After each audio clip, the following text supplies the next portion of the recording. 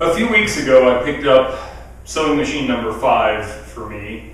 I've been looking for several months now for an industrial machine, but I never found quite what I wanted at a price I was willing to pay.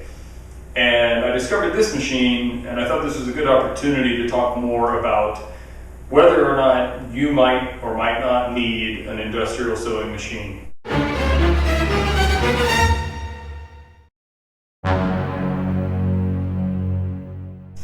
Before I show you this machine, I want to talk about some of the differences between a home-based or commercial sewing machine and an industrial sewing machine. Most home-based sewing machines are single needle lock stitch machines, and they're designed to do a variety of sewing tasks. Many industrial machines are special purpose machines, sometimes designed to do only one type of stitch. If you like to do a variety of sewing projects, blind hammer or a double needle industrial machine might not be what you want because you can only do really one kind of thing with them. Many older industrial machines, which are the ones that are in the price range that I was looking in, often don't have reverse, which you can live without, but I like having it. Another thing to keep in mind is if you're looking in the used marketplace for more vintage sewing machines, which is what I recommend, keep in mind that a sewing machine that's advertised as industrial or heavy duty is probably just a sewing machine. Many older sewing machines are more than capable of sewing lightweight leathers and canvases and things. I do a lot of projects with vinyl and heavier materials, and up to now I've done them all on strictly home-based machines. So don't be fooled by an advertisement claiming that something is industrial because it can sew a little bit of leather. That doesn't mean it can stand up to sewing lots of leather day in, day out if you're trying to start a business doing some sort of sewing with a home-based machine. But if you do some projects that occasionally use heavier materials, don't think you have to spend $1,000 on an industrial machine. Just do that, because you don't. Inside this case is a miniature walking foot machine, sometimes referred to as a semi-industrial machine. This one is Thompson. I don't know if Thompson is still in business. I think variants of this machine are made by several companies currently. Most notably, a company called Sailrite makes a machine that is based on this machine, and they've developed it further.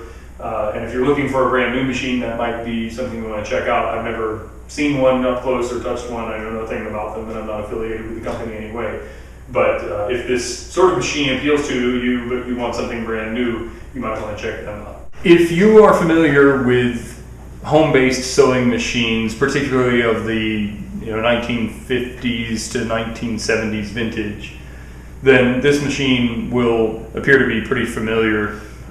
It's not that different from a home-based machine, and I would argue that this machine is a heavy-duty home-based machine with some features of an industrial machine rather than a scaled-down industrial machine. And I'll show you a little bit more about that in a little bit. But essentially, this is a portable sewing machine, single needle lock stitch. The distinguishing characteristic of this machine versus your typical home-based machine is that it has a walking foot. The walking foot has 3 portions, and as you sew, it moves the fabric and kind of steps up over the fabric. That enables you to sew thicker materials more capably.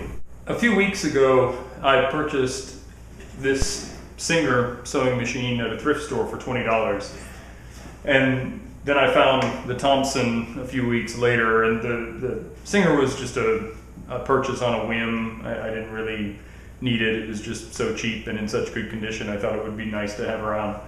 But Thompson was to fill a need of having a walking foot machine without spending as much money as I would have to spend to get a comparable industrial machine to do what I wanted to do. But after I got the Thompson, I realized that it's a dead ringer for the Singer in a lot of ways. It's actually kind of astonishing how many features they have in common.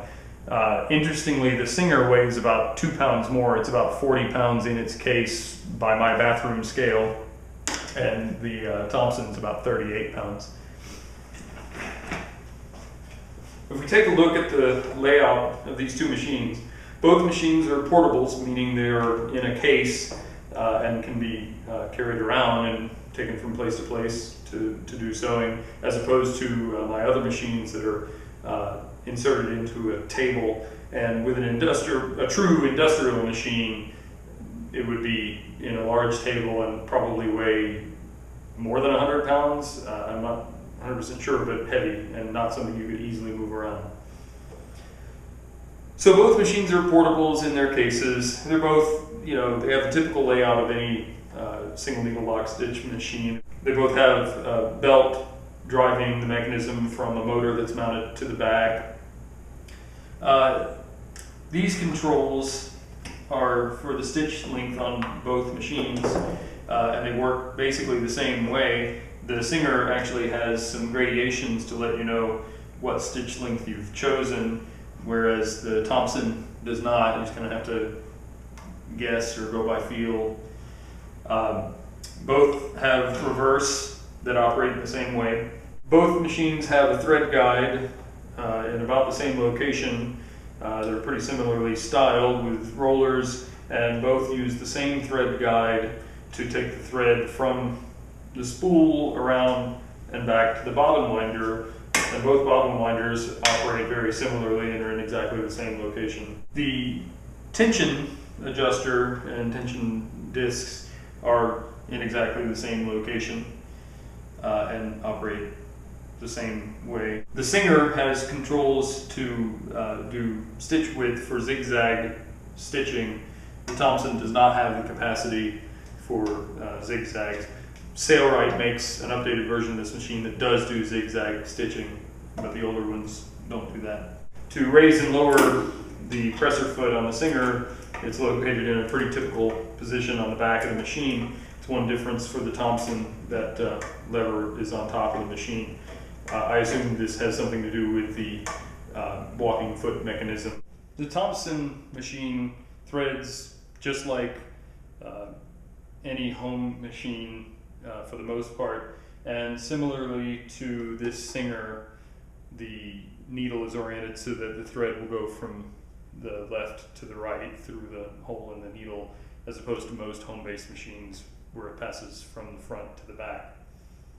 There are a couple of similarities to an industrial machine, mostly the thread guides. So to thread the machine, starting from a separate thread stand, there are 2 holes in this spool or pin here, and it passes through in kind of a crisscross manner, and then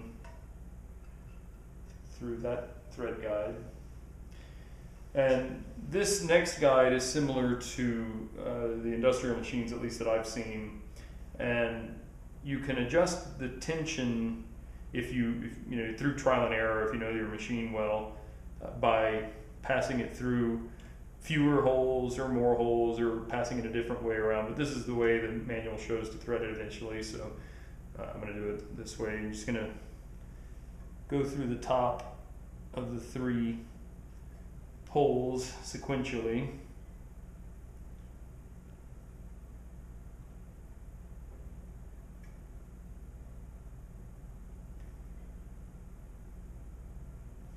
Just like that.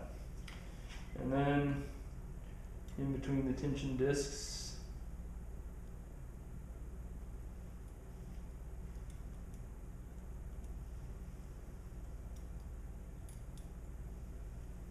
there's a spring you gotta catch.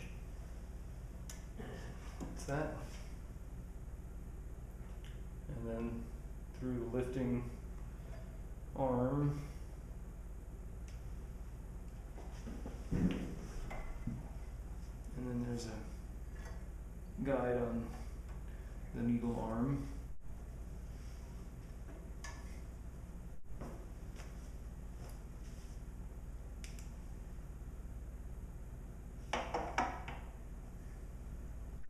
Another difference in this machine compared to a home-based machine is it actually uses industrial needles. So if you find a machine like this, just know you'll probably have to order the needles online unless you have an industrial sewing machine supplier near you. Your regular fabric store probably won't have needles for this type of machine. So why a walking foot? Well, a walking foot is made for heavier materials. So for example, a coworker of mine asked me to sew these pieces of very thick canvas together, and my other sewing machines probably could do it, but this definitely does a better job of it. I'll show you how it works.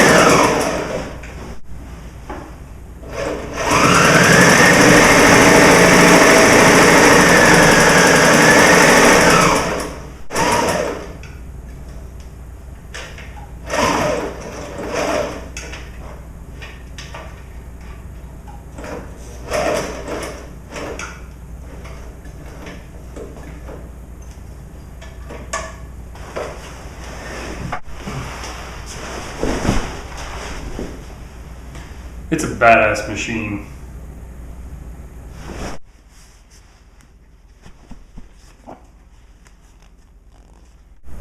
So if you're a sewing enthusiast who likes to do projects with thicker materials and you're not sure that you're ready to step up to an industrial machine, then something like this machine might be something to look into. It's definitely powerful enough to do anything I can think of that I'm going to need to do. If your passion is making horse saddles or gun leather, then I think I've read that people are doing that kind of thing with these machines, but I doubt it would be the right machine for that kind of work. The manual for the machine specifies that the machine is made for thicker weight fabrics and lightweight leathers, like you would upholster a car seat with or that kind of thing. So if you can find one, it might be something to check out. And again, if you can't find a used one and you're willing to pay for something brand new, there are manufacturers who make a version of this machine now. If you have any questions about the machine or any other sewing questions, feel free to post them in the comments. And if you like this video, please click like and subscribe to my channel. Thanks for watching.